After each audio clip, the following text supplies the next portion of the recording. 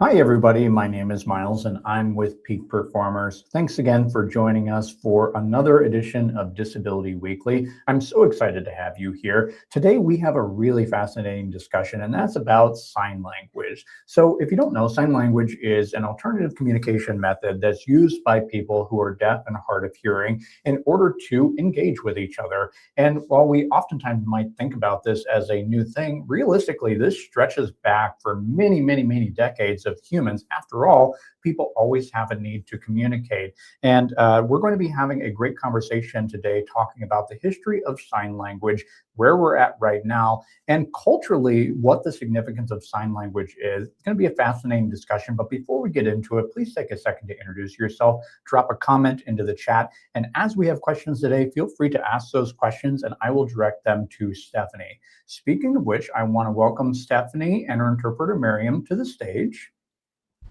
Hi, Stephanie. It's so good to see you. Hello, yes, I'm so thrilled to be here.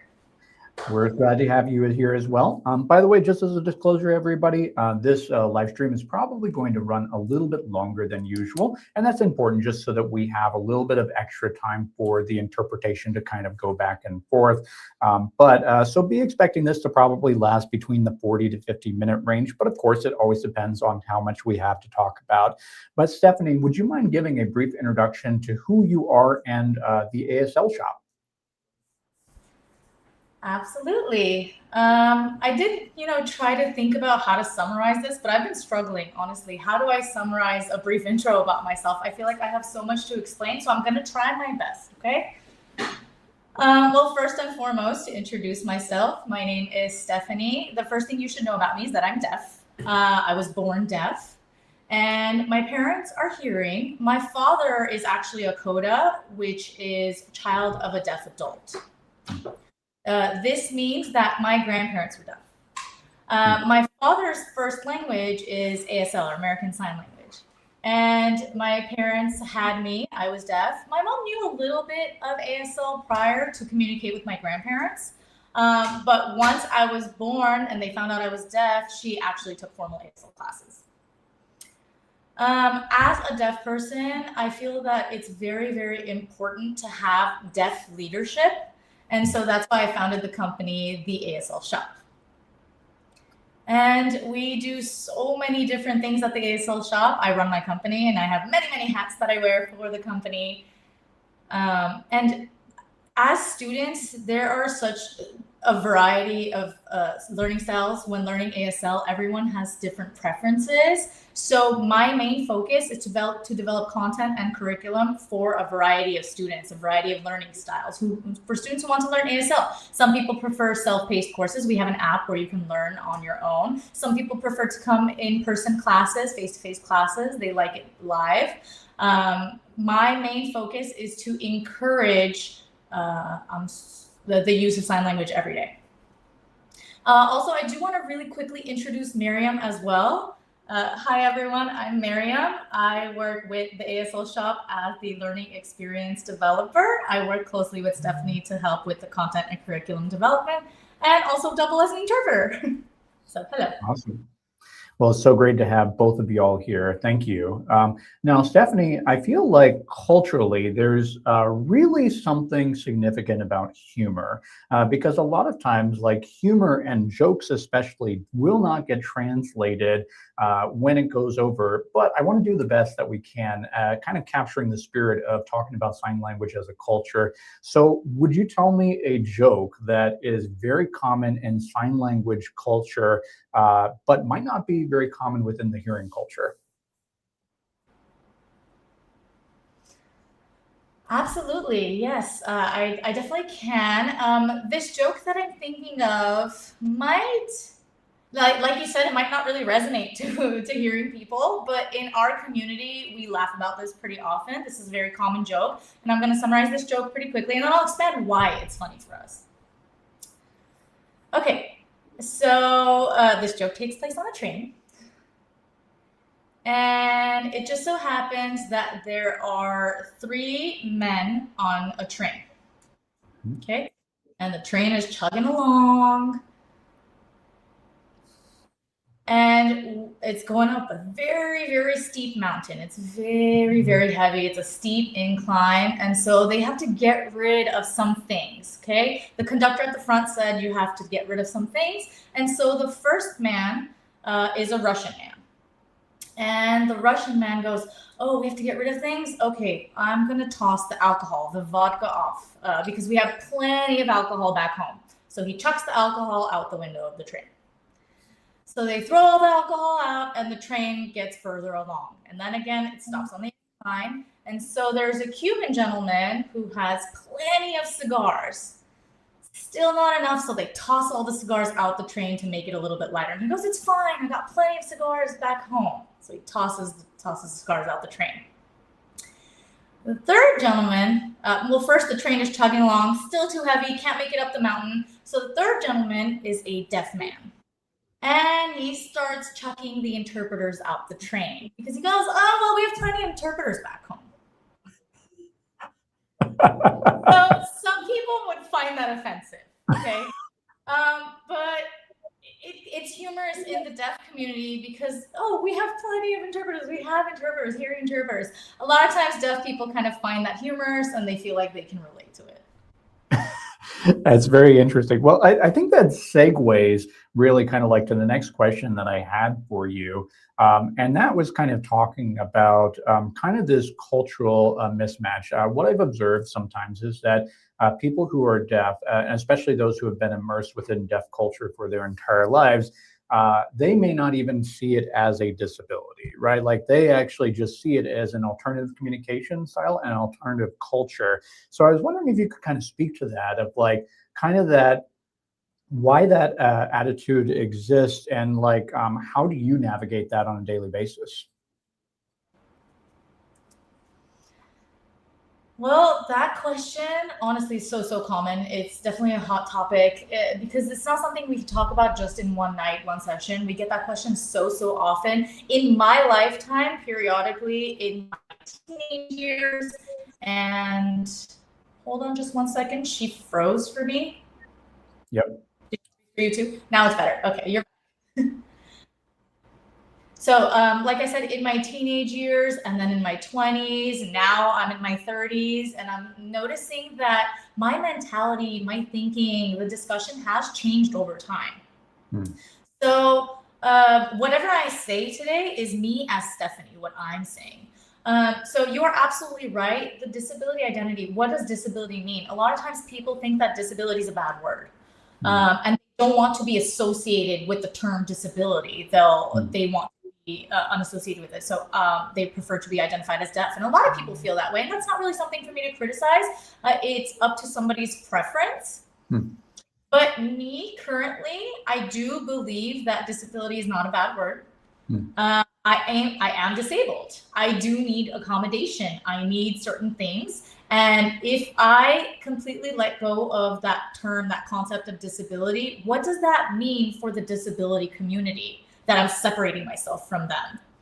And so I think we are included in that disability community. My identity is deaf. I identify as a deaf person. My primary language is American Sign Language. And there's such a variety of deaf people. There's such a huge range of deafness.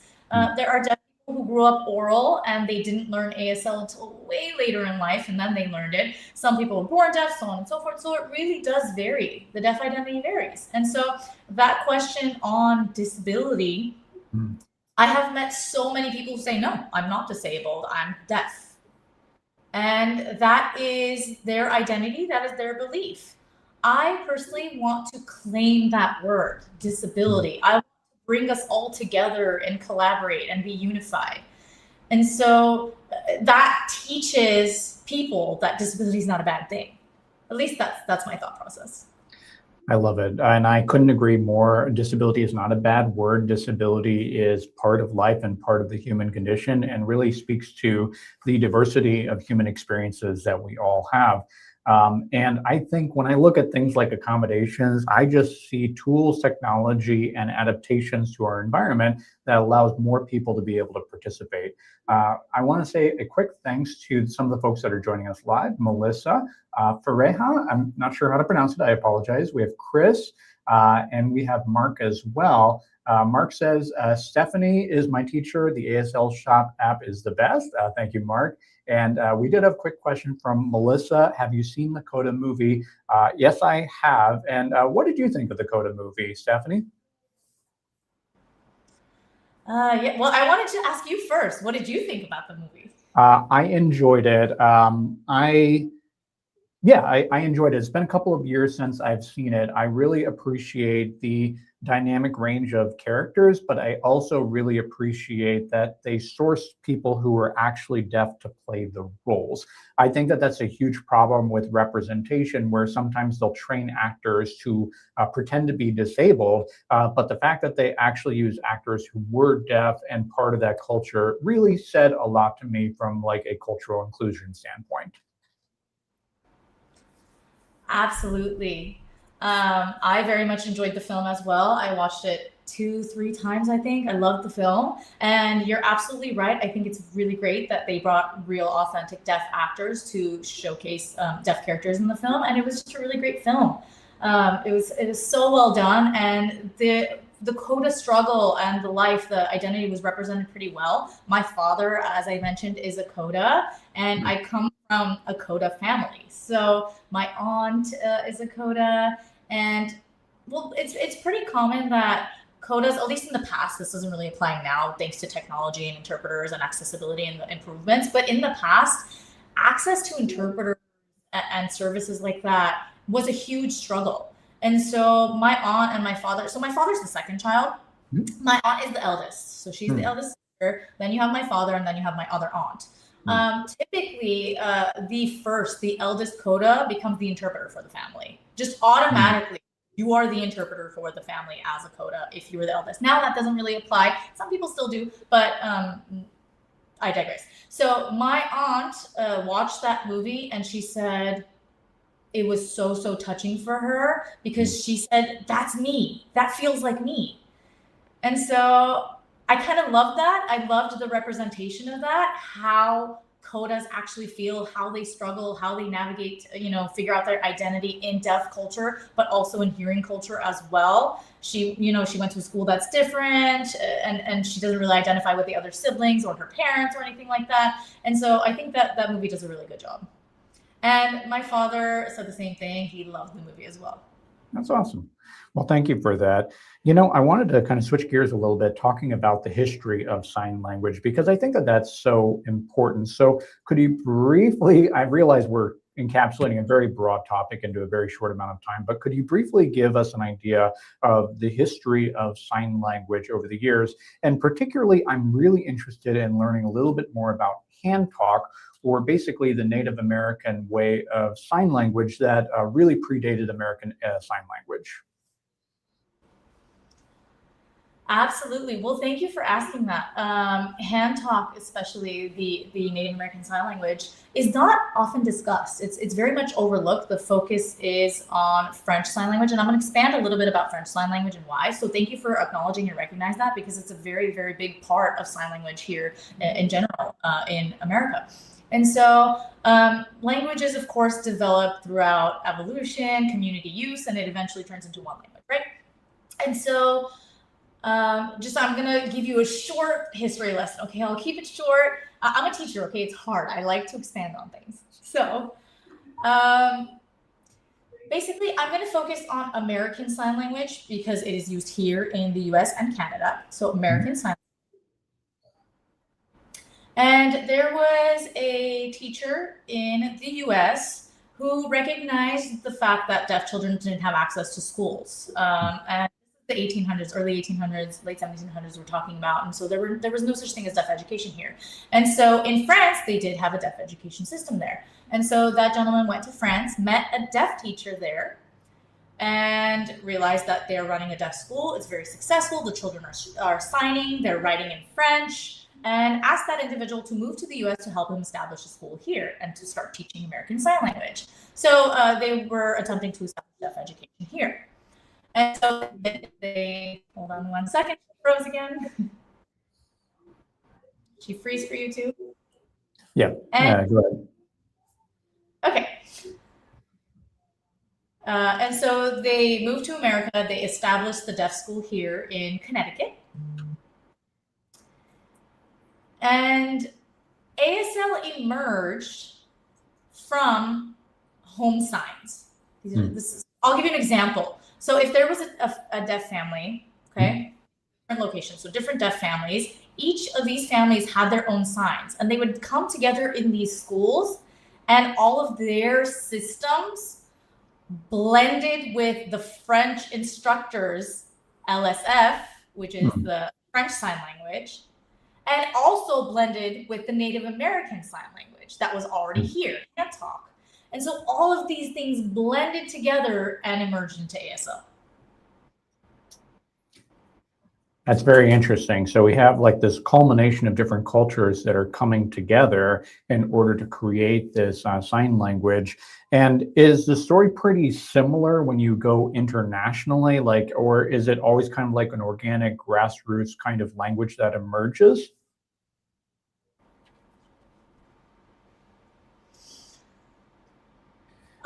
That's a good question, honestly.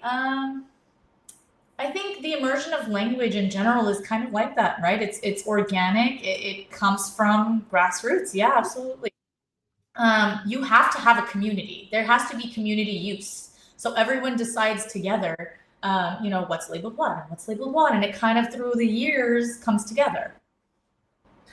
So my next question is really kind of regarding a little bit more of the grammar, because sometimes when people are watching an ASL interpreter, they may be seeing something and there's like a delay, or they may be able to pick out words and phrases here and there, but it doesn't exactly match up with kind of like what the person is saying. So I was wondering if you could speak a little bit more to the grammar and the way that signing is structured. Definitely. A lot of people assume that American Sign Language is kind of English on the hands, right? That's what people assume. But there's facial expressions as well. I'm going to expand a little bit more about that, but it's not English on the hands. First and foremost, I do want to clarify that ASL and English are completely separate languages. They are two separate languages. They all have their own vocabulary, grammatical structure, so on and so forth. One of my favorite examples I want to use is the sign for mom. This is the sign for mom. Okay, and then this is the second sign I'm going to teach you, home. Okay, home. Okay, so you have mom and your home. So home, the place where you eat and sleep, get it? Home. You see it? So in the past, they used to sign eat, sleep for home, and then it became the sign home. Anyway, to get back to the signs here, mom, home, okay? So 2 signs is all I've taught you. Yeah. So when I add my facial expressions, when I add my eyebrows, the meaning will change. Okay, when I add my eyebrows. So I'm going to do 2 different sentences with different facial expressions. Tell me the difference, okay?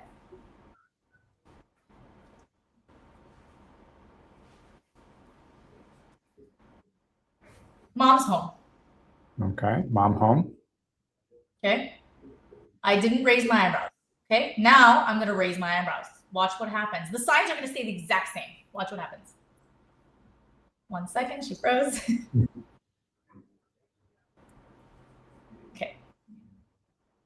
Is mom home? Oh, I see. Okay. So one's almost a statement, one's a question then. Exactly. So Yes. could you even use it in the context of, like, let's say you were doing something naughty and you're worried about mom coming home. Could you say, like, is mom home? Like, like with a worried expression, and would that communicate as well? Yes, absolutely. That's the intonation. So, in spoken language in general, you have that intonation, right? Same thing in sign language. It's in your face. Is mom home? Right? Oh, mom's home. Right? So you see the difference. It's in your face. And so I did want to add one thing here. The interpreter has to watch, right? It's not just word for word translation. You have to really look at the facial expression, the overall context, to make sure that you accurately interpret what's being said. And so that is why a lot of times you might notice the delay. because the interpreter is making sure that they're getting the full sentence, the full context. And another example I can give you is there's so many rules to ASL. There's so many rules, but one rule is the negation in ASL is moved to the end of the sentence. Okay. So, for example, I don't have any dogs. It would be dog I have. So I sign none in the end of the sentence. And so if Miriam was following me word for word for word, she would have to go back and fix the sentence and clarify what was actually meant. Oh, no, wait, she means she doesn't have any dogs. And so that's just one example. And ASL, as I said, is a very rich and complete, sophisticated language. I love that. I think that that really kind of speaks to the complexity. And I think complexity really kind of hints at the overall culture that kind of lies behind it. I'm curious about translation, though, because I oftentimes find that when I'm very bad at languages myself, very bad at, I took at least 6 years of Spanish and still know a very, very minimal amount. And I oftentimes found that no matter what, there was always something that was lost in translation. So even when working through an interpreter, what is often lost in translation when you're communicating with a hearing person?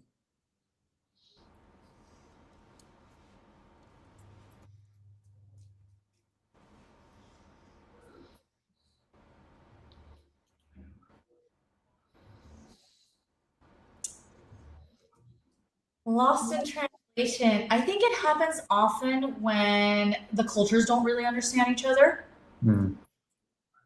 So I'm trying to think of an example.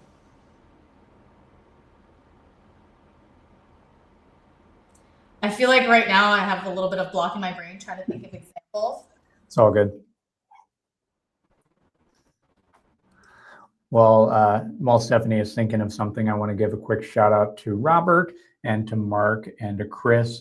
Thank you for, and Alejandra from Peak. So thank you all for joining us as well. All right, and back to you, Stephanie.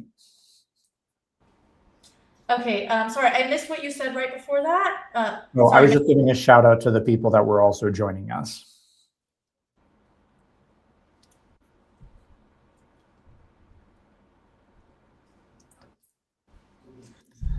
So Miriam was mentioning two things. And so in ASL, when it comes to culture, I'll just give you a lost in translation example. I don't know if this is technically lost in translation, but I think it's a good example, and I'll come back to English after. But a lot of times, deaf people overshare. Okay, they overshare a lot in general. That's just kind of one of our norms. We overshare a ton. What do we overshare? It could be anything, honestly. It could be my income. It could be how much my car is worth. It could be something like that, to something in my personal life or my schedule for the day that has absolutely no relevance to you. You know, why am I telling you everything there is to know about me? That's a deaf thing. Not all deaf people do it. This is general. Generally, deaf people tend to do this. This is just kind of like a common shared norm in deaf culture. We do overshare. And the point for this is because we grew up being the last people to know anything, because access to information was very limited. And so we live in a hearing world, and the world is dominated through sound, right? Deaf people don't have access to that sound. And so we have this internal need, this internal responsibility to make sure everyone's in the know. As long as everyone knows, if somebody doesn't know, we have that habit of just kind of sharing more information to make sure the other person knows. And so sometimes I can go on and on and on to someone who's not involved with the ASL community, and they'll be like, why'd you just tell me that? Why'd you tell me everything? So not necessarily not lost in translation exactly, but that's just one example of, oh, why did I explain everything in that moment? So that's one example, but I kind of just use that as a teaching moment most of the times. And then the other thing I wanted to talk about is that English puns is a good example of lost in translation. My dad absolutely loves funny dad jokes or English puns, and it doesn't get through to me. And I realized because a lot of that is sound-based. The puns are sound-based. They sound like Yeah. something else. So my dad typically does have to expand and explain, and then I understand it. But the first attempt through, the joke doesn't land. And so that's one example of how interpreter would have to expand on that and explain why it's funny. It's because it's a sound-based pun. That's fascinating. Thank you very much, Stephanie. The next one that I have for you is kind of one of the ways that I've often experienced ASL is going to a concert where you'll have a person that's on the stage, and then you'll have somebody that is signing for a group of people that might be kind of crowded around the front of the stage. And in fact, many times if you go on YouTube, you can actually find people that are learning ASL that are practicing their signs. In fact, I remember Baby, you're what is it, Firework or something from Katy Perry. Like I vaguely remember that particular song there and watching people sign that. So I was kind of curious, what's the experience like for you going to a concert, or for other deaf people going to a concert? And when you look at somebody that has really good artistry at communicating with their hands, what does that look like, and what stands out as an exceptional artist? That's a really good question. I get this question pretty often as well.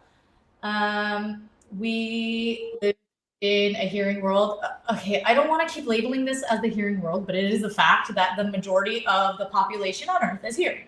And so hearing people love music. Music is very vetted. And I, as a deaf person, I didn't realize how much people rely on music. I'm still learning. I'm still processing that. There's music in the bathrooms, in the grocery stores, in like the cars, just everywhere. And I had no idea. And people are saying, "Oh, you can't hear music." That's the first thing. That's the first thing people ask me deaf. You can't hear. I mean, I was born deaf. I don't know the difference, right? But it's very embedded. Like music is everywhere. If there's no music, something's wrong, right? So I love that question because we get it often. What's it like going to a concert, so on and so forth. So I, as Stephanie, am not very into music personally. I just think growing up, my life, my family, they didn't really emphasize music too much. I think it didn't really internalize with me.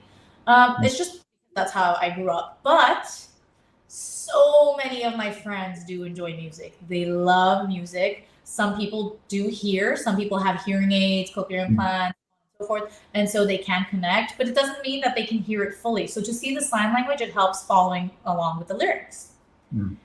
And so some people don't hear at all, and they just follow kind of the feeling, the vibration, the beat, and that's how they follow along. Because music has its own culture as well. It's a community. People get together, they enjoy. It's very collective. Deaf people enjoy that as well. So now, when it comes to the songs being interpreted, I think it's wonderful that access is being provided. You have the artist on stage who is singing, and then you have someone signing the lyrics, and so deaf people are able to keep up as well. So I think as the person on stage, they need to make sure, first and foremost, that they are completely fluent. They know the lyrics to begin with, and they can accurately translate them, because some words have a double meaning. There's innuendo. So you have to make sure the signs fit as well. And I'll give you one example. Miriam actually recently mentioned this example, and I thought it was a really good example. I don't know this song personally, but I'm going to go ahead and copy this example. It's Ice Ice Baby by Vanilla Ice. And so, like I said, I don't know that song personally, but I'm just going to use those three words, Ice Ice Baby. So if the person wants to follow the English words, Ice Ice Baby, I'm right? It's Ice Ice Baby. Give it a second. She froze. Back. Go ahead. So if you don't look at the meaning of the words. You don't look at the meaning in the context, and you just sign ice. So this is the sign for ice. It means frozen.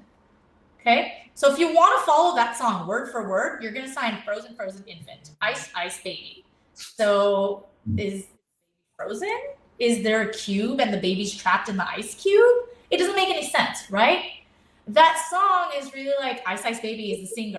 He's referring to himself. He's saying his name is Vanilla Ice. So it's me. It's about me, Ice Ice Baby, Ice Ice Baby, whatever.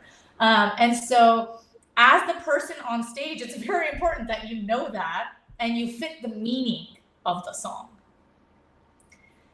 And so someone who's interpreting on stage, someone who's interpreting a song, I'm sure people have noticed more and more that there are deaf interpreters on stage. And I think that's a fascinating thing. And the reason for this is because the deaf performer, the deaf interpreter, so the performer's there, and then there's a hearing interpreter facing the deaf performer. The hearing interpreter is seeing the deaf performer. So whatever the hearing person's hearing, they're signing it. The deaf interpreter is going to get the interpretation from the hearing interpreter and then translate it to ASL. Huh. That's fascinating to kind of watch that pattern and kind of how that emerges. Thank you for that. So as we start to kind of wrap up for the day, I did want to turn into a couple of audience questions. So we had a great question come in from Mark. Stephanie, what do you hope your students carry with them for learning ASL, both in how they understand deaf culture and how they connect with other people?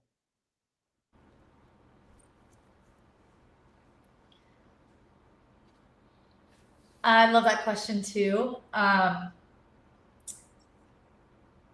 think first and foremost, stay curious. Ask questions, just like Miles has been asking me questions.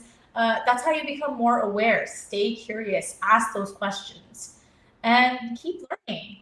I always encourage people to learn from deaf instructors. And the reason for this is because these are people who were born deaf, who grew up deaf. You want to learn a language, not just the language, but you want to learn from someone who grew up in that culture as well. You want to learn from the person who has lived through that experience, what it's like to be a deaf person.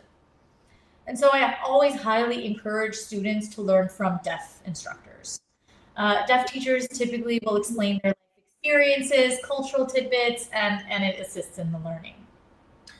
And I guess that brings me to my last question that I have for you, Stephanie, and that is, what is your favorite part about deaf culture, and what do you love most about your community and language?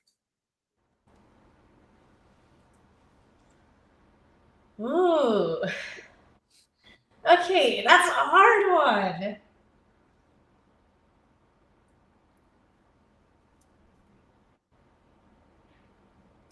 My favorite part, I think, oversharing.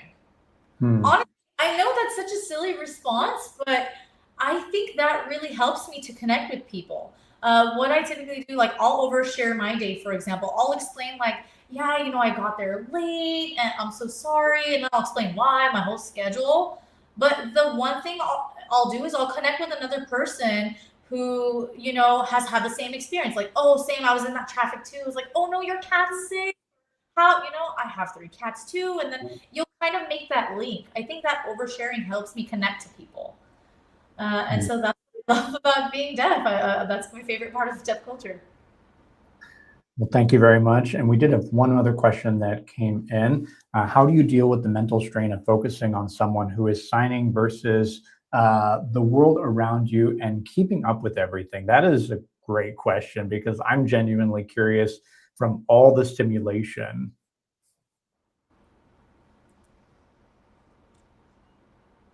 That is exhausting at times, yes. I don't get like hearing fatigue because I don't use a hearing aid or a cochlear implant or anything like that. But I do feel exhausted sometimes with accessibility because you're fighting for it for so much. So I do feel like I can empathize with Farah. So I think in my home where I live with my husband who is deaf, I don't feel at home. I don't experience that because I have full access all the time. I have full access to communication. With my family, most of my family do sign. I don't experience fatigue with them. However, in the workplace, I sometimes do experience that fatigue. Not at my company. My company is full of signers. But in the past, I used to work at a community college, and sometimes it could get really, really exhausting because you have limited information. And so the interpreter might be getting there late, or the interpreter's skill might not really be up to par. There might be a department meeting. And, you know, when it comes to turn taking, there are specific rules, or just American cultural rules, I should say. All hearing people do. But here in the US, there's specific turn taking rules in a conversation, right? There are certain norms and customs in a conversation. Deaf people also have their turn taking rules. So participating in a meeting for me is really difficult. To navigate that is complicated. So oftentimes they just keep going. I have to raise my hand, and then finally it gets to me, but it's already 5 minutes past what was already said. So that can get really exhausting. And people having conversations at a cafeteria in line, trying to make conversation, right? I have my phone out, I'm typing out my order, I'm typing it out back and forth with them. So my first language is ASL. I don't go around with an interpreter all the time. When I go to the restroom, somebody comes up to me. Obviously, the interpreter's not there. The interpreter doesn't go to the bathroom with me. So it does get exhausting. Yes, it's very fatiguing. How I handle that? That's a really good question. I think that's just my life. That's my daily experience. That's my routine. That's what I know. I handle it by teaching. I think that's why I founded this company, to keep teaching, to make spaces more accessible, and to ask for support, to ask for the things that we need. And, you know, at the start, it is exhausting, but it'll be easier for the next person. So I hope that answers your question a little bit. That's great. Yeah. And I definitely can relate to the hearing fatigue element. I experience it, and there's a few things I breathe a giant sigh of relief every single evening when I get home and it turns 9:30, 10 o'clock at night, and I get to pull out my ears for the day and set them in the charger. It's a big relief to finally kind of go back to not having everything elevated. So I can definitely relate to that fatigue element here. I want to thank everybody for coming. I hope that a couple of y'all that are joining us today did get inspired to learn sign language yourself and to dive into this world and this culture a little bit more personally. So Stephanie, how can somebody get started, and how can they connect with you and my ASL shop? Yes, absolutely. Well, I'll expand a little bit about my company and what we do. In the beginning, I did say that I believe that students have a variety of learning preferences, learning styles. And so we have kind of three main things that we offer, three main services. First is a product. We have an app, and you can download our app. It's called the ASL Shop. So it's the ASL Shop app. It's available for Apple and Android both, and it is subscription based. So you subscribe. One thing I do have to say that stands out about us is that there's a community. And so typically, you know, you're learning sign language, there's a dictionary, there's lessons, there's all these things, but we have a community feature. Because sometimes you're learning and you're kind of on your own. You're like, well, what am I doing? Am I doing this? You can join the community feature, which is on the same app, and you can ask questions. Maybe there might be a question about culture, or maybe it's a specific sign, and you can ask or make a comment. You can even post it as a video instead if you don't want it to be text-based, and my team will respond to these questions. Cool. We also offer live classes. We offer live classes on our website, www.theaslshop.com. You can take a look. We offer different levels of classes. We have beginner classes, intermediate, advanced. We try to cater to a variety of levels as much as possible, a variety of fluency. We have in-person classes as well. We also offer trainings for companies, organizations that need training in regards to how to work with deaf people, how to improve their work environment to be more inclusive. So we give trainings and workshops regarding those as well. So we hop around in different places, presenting, training, so on and so forth. But I'm gonna hop back over to the app really quickly because my content that I have developed, my curriculum that I've developed, that curriculum leads to not memory-based learning. There are different types of learning, right? You do memorize in certain cases, but I encourage people to actually use what they've learned, to use and understand the language in real life. So it gives you tips and advice and how you can use certain things that you've learned in real life, how it's real world applicable, because people want to have conversations, not just to remember the signs. And so my team comes from a variety of backgrounds as well. Those who teach ASL, they are all deaf. And then I think one thing that I really love is that learning from deaf teachers means learning their background as well, their experience, their interpretation of the culture. And so I have an instructor who, her name is Hadel, and she moved from a different country in her teen years. And she learned later. And now she is teaching ASL. And a lot of times people realize, oh, she has a different language background. She has a different background, cultural background. And so this is the value of ASL. And I have another instructor who grew up not knowing ASL, Monique. She grew up oral and then learned ASL at a later age, who very much cherishes family and ASL traditions. And then Jennifer comes from a deaf family. And so we have variety of backgrounds, and my students often see this different cultural backgrounds. It's so diverse there.